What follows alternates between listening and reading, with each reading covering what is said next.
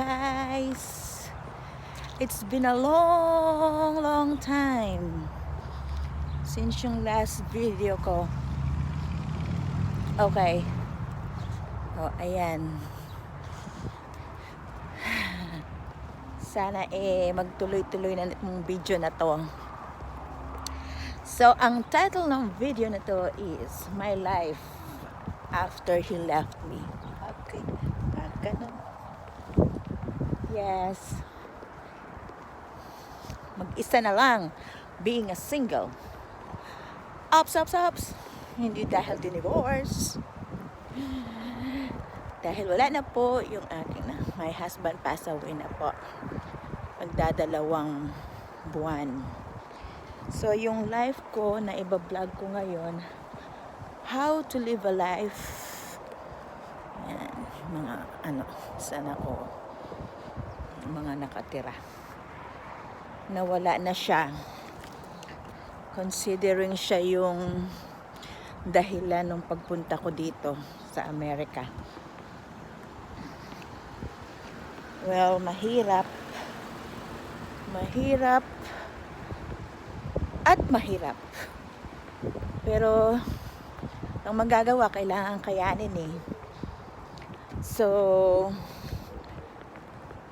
before he passed away naman kasi, actually sabi ko sa kanya, ayoko nang tumira na dito pag wala na siya. Pero nung before siya nawala, mag-usap kami. Sabi ko, ano ba talaga yung gusto mong gawin ko? Sabi ko, sabi niya, I want you to stay here. If not in Texas, I want you to stay in United States. Sabi niya kasi, totoo nga naman at alam ko rin naman na he done a lot of things and everything para lang makapunta ako dito. Like, for 2 years, hindi niya ako binitawan. Yung patience talaga niya na naghintay siya. Lahat, patience, financially, emotionally, lahat yan. Kasama lahat yan sa dun sa trinabaho niya para makapunta ako dito. So yun, kasi umiiyak siya, sabi niya, wag mo naman waste yung panahon at saka yung pagkakataon, sabi niya, na andito ka na. So ayun, kaya ako nandito pa. Lalaki ng mga aso nila. Mga tao dito, Diyos ko po, kahihilig sa mga aso. Ang hirap-hirap pa man din, Diyos ko po, maghalaga ng mga ganyang kalalaking aso, tapos ang liit lang ng bahay mo. Apartment lang, tapos nag-aalaga sila, ang lalaki ng mga aso. Anyway, na-divert na yung attention ko na naman. So, yun.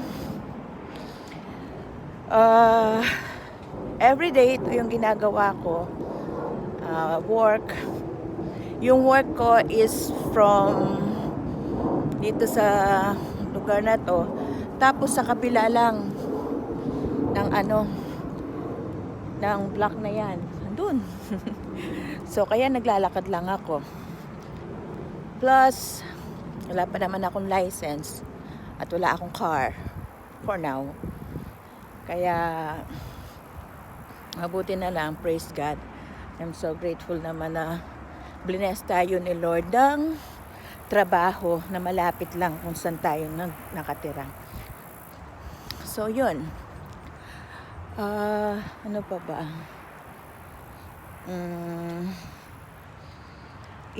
Iba-vlog ko yung everyday life. Kung sino yung last ko, nasa Texas pa ako. So, kung sino yung mga dito, nakakapanood. When I came here in US, yung unang salta ko is sa Texas. So, Right now, wala na ako sa Texas. Nasa ibang states na ako. Sa Missouri na ako. So, ayun. I need to go kasi may mga pagkakataon talagang kailangan ko lang umalis. At maano nyo naman yun, malalaman nyo during ng mga vlog ko kung ano yung reason, kung bakit nangyari, kung paano ako nakapunta dito. Yun, may mga magtatanong din, paano daw ako nakapunta dito. Yung last ko ngang video, may nagtanong pala noon na nanag na ba daw ako. Hindi ko man nasagot kasi hindi ako pala sagot noon dahil yung husband ko that time, ayaw niya yung nagbi-video. Ex-military kasi siya, kaya sabi niya, ayaw daw niya yung gano'n, ayaw daw niya yung na-expose siya. So yun, sandali nga. Ayusin ko muna tong laser ko, nakuhulog na. Ayun. Ngayon, wala na. So ako na lang, ayan, kausap ko na kayo ulit. So yun, annulled na ba daw ako nung pumunta ako dito? Opo, annulled na po.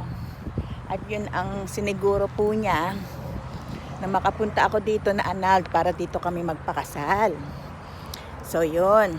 So legally, lahat po, idinaan po namin lahat sa legal. So nung pumunta ako dito, that time, doon kami nagpakasal sa Texas. Yun. So, hindi ko hahabaan itong video kasi minsan pag mahaba hindi na-upload sa hindi naman ako marunong pang mag-edit. Walang edit. So raw video talaga to. So ayun. Sa susunod na vlog ko, lang kayo, comment lang kayo kung gusto nyo pang malaman. At sa family and friends ko, ayan, sabi kasi ng mga anak ko, ayun alam mo, everyday dinadaanan ko tong na to, itong puno na to, and everyday nagbabago siya kasi nga pa winter na. Tingnan mo, ang ganda-ganda niya. Nung una ako dito, green na green yan. Ngayon, red na siya. Paano na? So yan yung mga dinadaanan ko everyday.